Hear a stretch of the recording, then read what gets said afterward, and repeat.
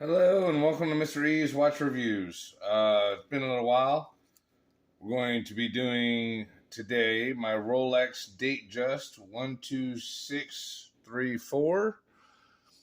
It is the 36 millimeter Datejust with the white gold fluted bezel and blue dial. Basically, I've already done the full review on this and everything, the unboxing and all that good stuff. I've had the watch for about a year and a half.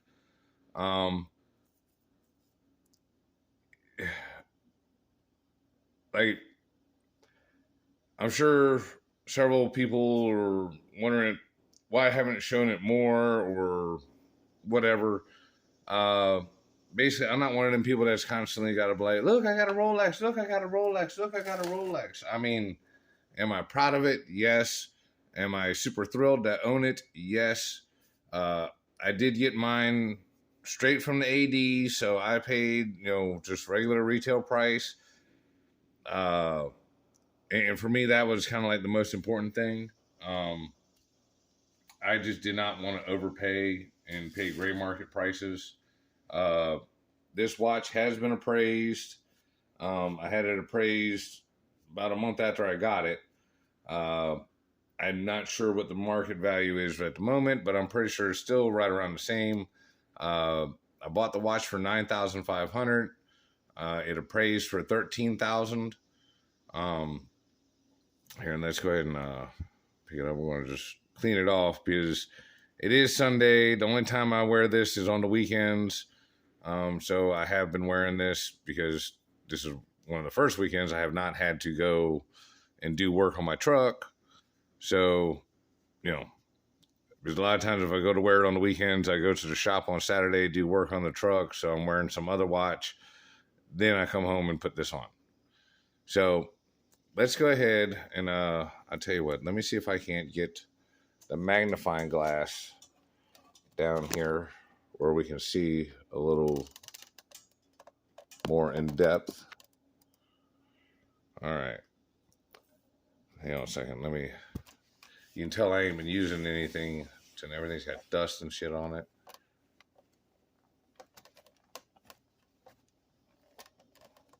And the only thing I've been using this stuff for is like to actually do any work.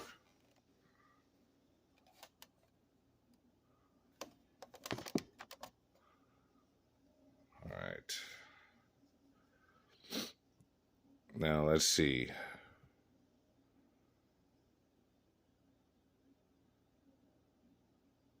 Well, it's kind of hard for me to see through the lens there, but essentially the watch is not all scratched up, but it is. I don't know. Maybe we can see it better. We just have good lighting over it. But you see all the little fine scratches. Now this watch is not, like I said, I've worn it to the shop one time to show everybody there. I essentially took it off and let it sit on my toolbox that day. But you can see there's quite a bit of scratches here on the buckle. Also, it's due to the 904 steel.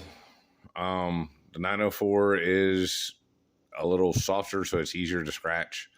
Believe it or not, all the little teeny tiny fine scratches you see have come from my dog's nylon leashes from walking my dogs. Because I do wear this on my right hand and I'm right-handed, and I know that's back-asswards, but that's the way I do it. That is kind of disappointing. You know what I'm saying? Like, the watch has not seen major action, but it looks like I've done worn this bitch to the shop. It really does. So I could only imagine how scratched up it would get if I actually did wear it to the shop. And again, hang on. Let me just go grab my couple of other homages of this. Okay, so we'll just go over these kind of quick. But basically, all of these have actually been worn to the shop. You know what I'm saying? So, like, the 316 steel going through the paces looks about the same as the 904 steel that ain't seen no action. So that's one thing I will give to the Chinese watches. Yeah, that part ain't gold, but yeah, it it holds up very good. And I mean, as you can see, this one has seen some major action. You know what I'm saying? I mean, like I wear the 40 millimeter San Martin to the shop a lot. I've also had this Datejust version the longest. Out of all the ones you're about to see, this one is the one I've had the longest. Uh, let's see. It's got the PT 5000 in it. Yep, nice, still running. Good ass watch. I do enjoy this San Martin, and as you can see, the blues on the dials is pretty similar. Not exact, but it's pretty similar. So if you like the 40 mil Datejust, San Martin's got a good one, and Sujess has got an excellent one. But again, as you can see, I've worn this to the shop quite a bit. You know what I'm saying? It's got not terrible god awful gouges in it, but you know, normal scratches from wearing it. But again, this has actually been on my arm while working on cars and being shoved into very fucked up places. It's held up excellent. So, you know, here I'm going to show you the San Martin 36. I really love this one just because of the blue of the dial. But again, been at the shop. Come on, camera, focus.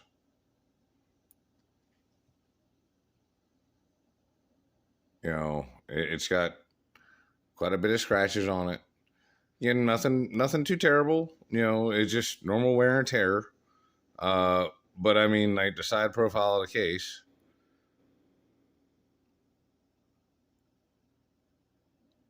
Yeah, I mean, you know what I'm saying? Like yes, it is a little more scratched up, but again, like I said, the amount of wear time between these two watches,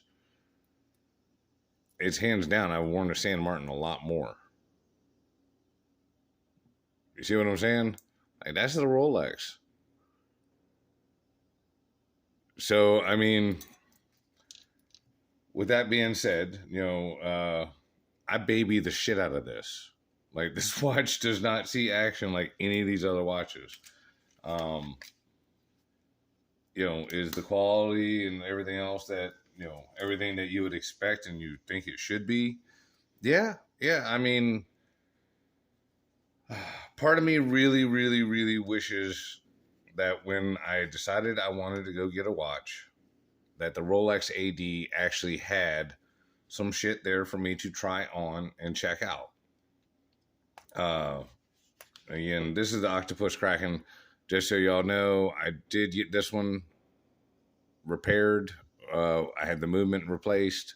This now has a ST2103 from Seagull, which is their SW200 clone. So this one has seen the least amount of wear time because it broke pretty soon after I originally got it. But even then, you know, like I said, this has been worn to the shop. You can see the scratches. It's about equal to, you know, what's on the Rolex. So, you know, I really like this watch as far as like which ones of these get as close to the Rolex as possible. This Octopus Kraken and the Sujess are damn near exact copies. So I really like them. However, I do want to say that this push button clasp on the San Martins is pretty banging and badass. And honestly, I think I like this one better because you know, you get the pusher sticking out, but I think this one is the better, more durable, tougher clasp between the two. Now, again, this is supposed to be all about the Rolex, but you know, I'm sorry, I had to show you all the comparison of what I'm talking about here. You know, the Rolex don't get used like those get used, and it still has got a ton of scratches on it. But back to what I was saying, when I went to go pick out a watch, I honestly had never seen a Rolex in life. Like in real life, I'd never seen one. Um, I hadn't even really looked at anything in pictures or anything like that. Uh, I wound up going to the AD. This is back in 2023. They had absolutely nothing to show me, nothing I could see, nothing I could try on. I wound up going to a gray dealer. And again, this is in, like November, December of 23. So like the hype train was really fucking, going full steam. Uh, the gentleman I was talking with, was trying to explain some things to me, but at the same time was getting very short tempered. Like I was already supposed to know everything I needed to know before coming in there and looking at anything,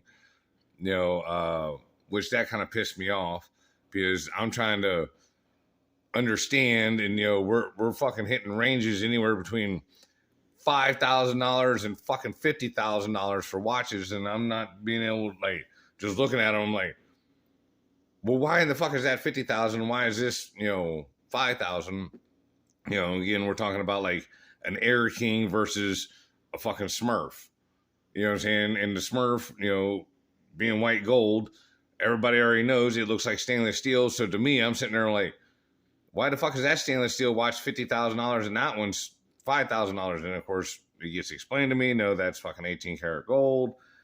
At any rate, my initial, just looking through the case, I fell in love with the GMTs and the divers. I genuinely felt like this was a little too fancy, a little too pretty, a little too girly for me. Man, I was wrong.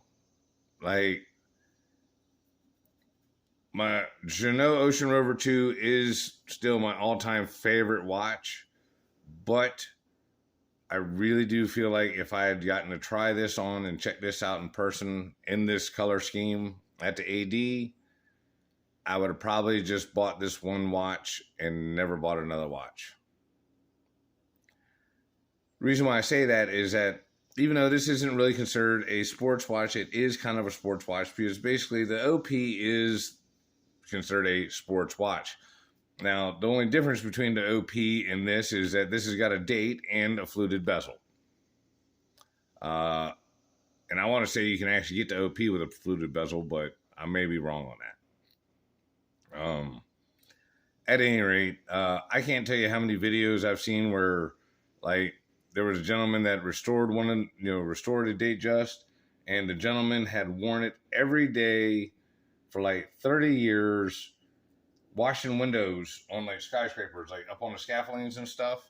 Then again, the watch had wear and tear and everything, but it still worked, and it was able to be fully restored and look like fucking brand new when it was all done. So if you're like me and you look at this and you're like, man, that is fucking pretty, like really pretty. It's too pretty for me. You know what I mean? And that's just not the case. Okay.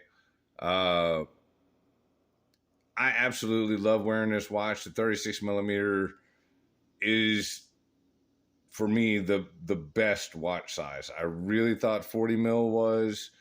And again, it was when I came into the whole little deal and whatnot, I didn't understand that 36 millimeter used to be the man size, and it still is the man size. It can kind of go either way. Women can wear it, guys can wear it. It's more of a unisex kind of thing now. I got it in my head that, dive watches and men's watches should be 40 millimeter.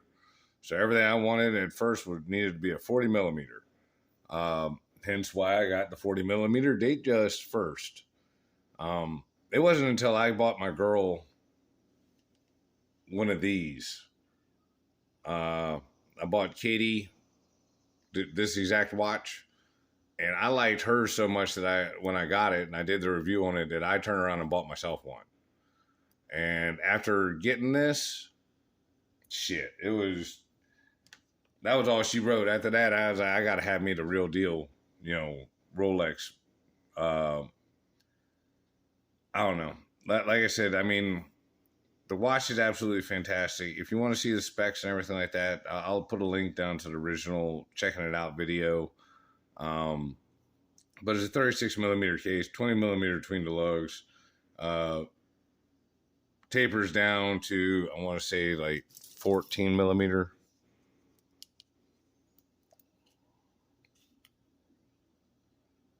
All right, 15.2. But yeah, here we'll just, you know, hang on it, not the crown. So it's just under 36 millimeters. And the crown on this is 5.7. It's only 11.6 millimeters thick. With the Cyclops, you're talking about 12.6. The magnification is fantastic. You know, I mean, this is just a great all-around watch. Like, I really feel like this is the best everyday watch, because you can dress this up so much easier. Like, a Datejust looks so much better with a suit versus, you know, a diver or a GMT.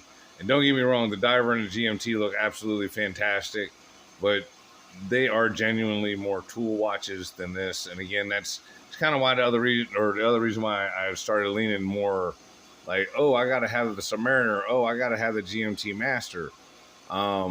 Just because they had that label of tool watch.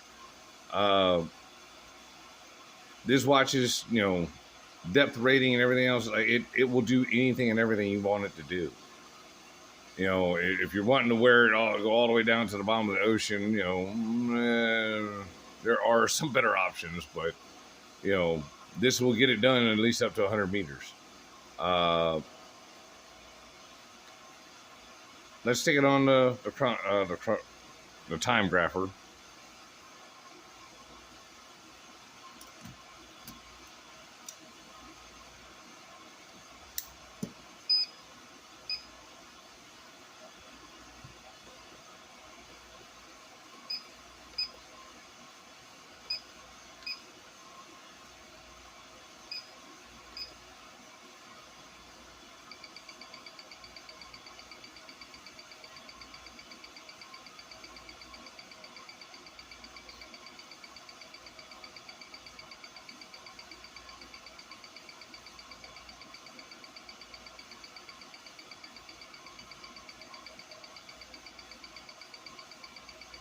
You gotta give it a second to get acclimated.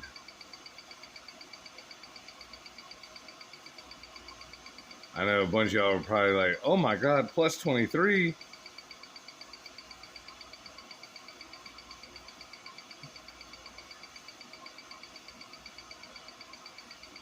So a year and a half in, it's still right around that, you know, plus or minus 2 seconds.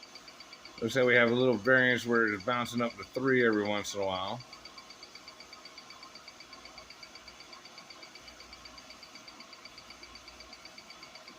Again, I'm sure a lot of you are like, oh my God, I wouldn't tolerate that. I would take that right into Rolex.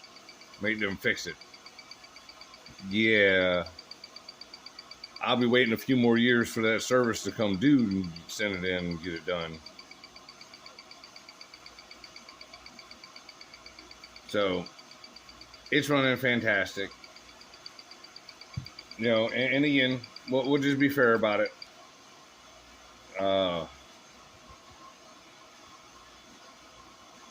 I'll throw one of the other ones on there. And we're going to throw one of the ones that hasn't just had a brand new movement put in it. We're going to grab the San Martin. This has still got its original movement.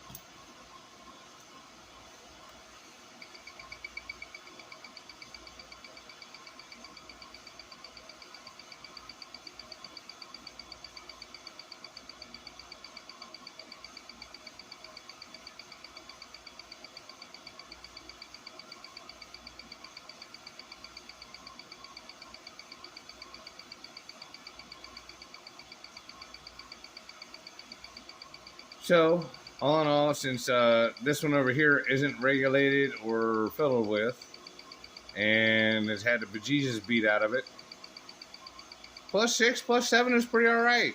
Not only that, but 200. The San Martin is like $250 versus $9,000 to $13,000. Yeah.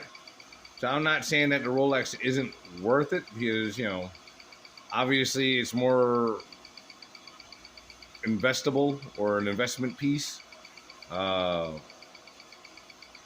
than the San Martin, but do you get the same kind of enjoyment and wearing pleasure out of the San Martin? Yeah. Now the PT 5000 that's in the San Martin, like I had 3 of them break recently, um, which was very disappointing. But I was able to replace the movement for $40 with the ST 2103s. So with that being said, again, would I buy the Rolex again? Yes. If it was possible, would I just buy the Rolex initially and not have gotten anything else?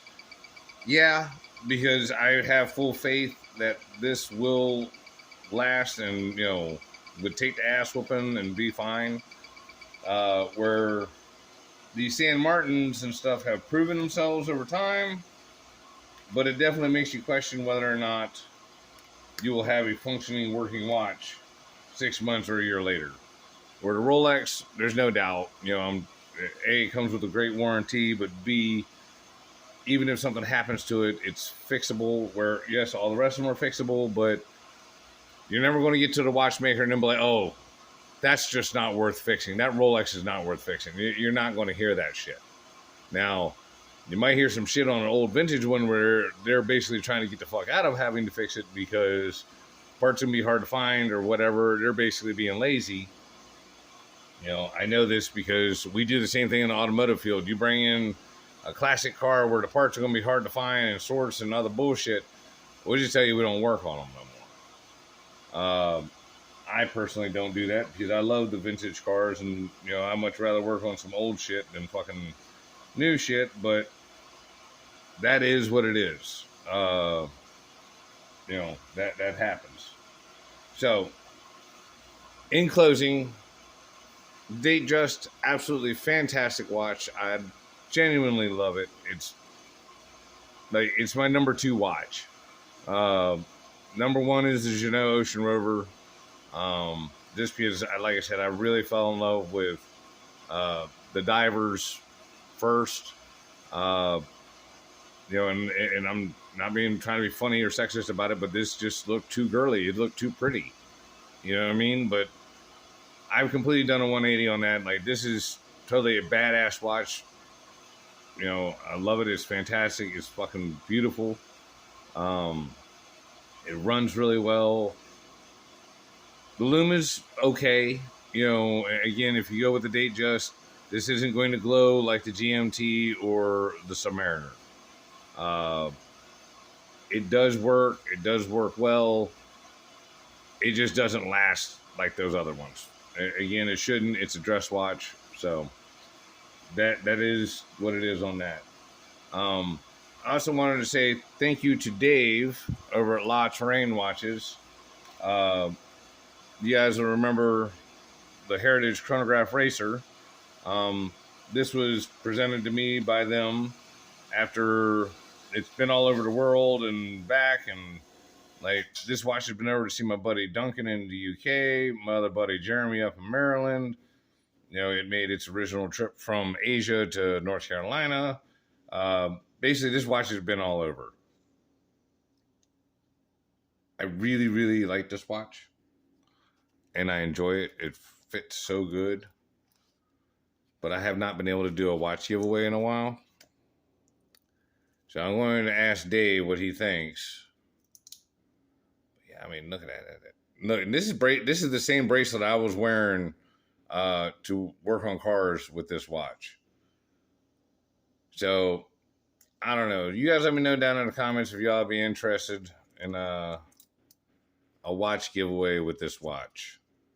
But if y'all ain't interested in winning it, then I don't want to give it away.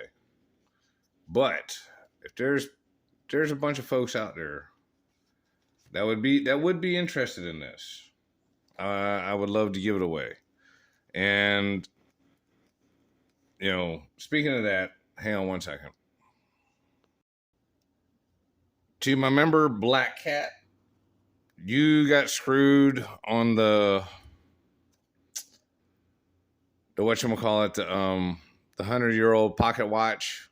You said it was okay to give it away to the original winner. Hang on a second. There we go. I can't remember the model number of this one. I'll have to look it up. I want to say it's SN0112. But basically, this is a beautiful San Martin diver. I want to say the case is like 39 millimeters. Yep. It's a 38.3 millimeter case, so 38.5 millimeter. This watch has on-the-fly adjustment. So you can adjust it on the fly. Very gently worn. I think I've only worn this watch like 2 times, maybe 3 times. There are a few scratches, real light scratches. At any rate, this is a bi-directional bezel GMT diver. It's got the NH34A in it. Very, very nice watch. I'm just not the biggest fan of the bi-directional bezel here for a diver. But other than that, it's got a real nice insert, and on the inside ring here is your 24-hour markers. So Black Cat, please reach out to me so that way I can get your information, just name and address kind of deal. You can reach out to me on Instagram over at Mr. E's. I believe it's Mr. E's Watch Reviews, or just might be Mr. E's.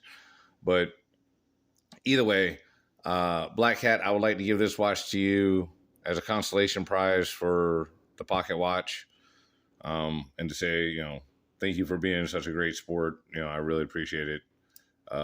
Carl is enjoying the pocket watch over in the UK, so I would like to give this one to you. This is again like a $300 watch, and it is pretty much brand new. You need to buff out the little light scratches. Again, sorry about that, but I'd like to give this one to you. And then, like I said, you guys let me know about this one, because this is a $500 value and whatnot. And, if we do it, we're going to say that Dave is sponsoring it. Dave and La Terrain would be sponsoring, since I got the watch for free. And again, I feel bad because like he's giving it to me as a gift, and I don't want to be just like re-gifting it. But I have not had an opportunity to buy a bunch of other watches, or do any other giveaways this year or anything like that. And I mean, this is just a fantastic setup. You would get, what is it, the stainless steel mesh bracelet. It's in here somewhere. Got the extra links. Got that. I know I've seen it in here. If not, I know that he sent an extra one.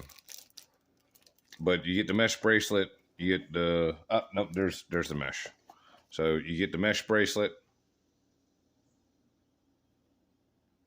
That's only half of it. The other half's down in there. You get the NATO strap.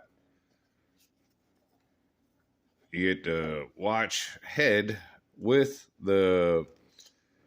Oh, I got to ask what the coating is on this, because it's not... I want to say it's PVD, not DLC. Either way, it's super tough. Like, the coating on this thing is fucking damn near bulletproof. Like, I wore this exact watch, a week straight at the shop, and you don't see nothing on it. So, and it comes with a nice leather strap. And again, like I said, if y'all ain't interested in winning it, just let me know, because I'm fucking very happy to just keep it. But at the same time, I also have 50 fucking watches, literally. So I feel a little guilty. There are people out there that don't have a nice watch. So let me know if y'all are interested in the giveaway. I'll be doing a separate video for y'all to do the entries and everything like that. But, you know, just let me know down in the comments that you'd be down to win or that you'd be interested. All right. Thank y'all so much. Please like and subscribe. Join the memberships. Appreciate all my members. Black Cat, Alpert Can Do It, Philo, Jody, Carl Vincent, Dean P. Oh, fuck. I feel like I'm forgetting somebody else. I mean, there's only 6 of them.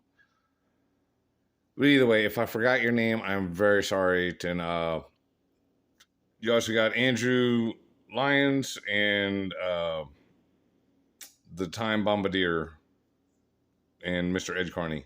So, at any rate, I really appreciate the fuck out of all of y'all. Thank y'all so much. Y'all have a good day. Bye.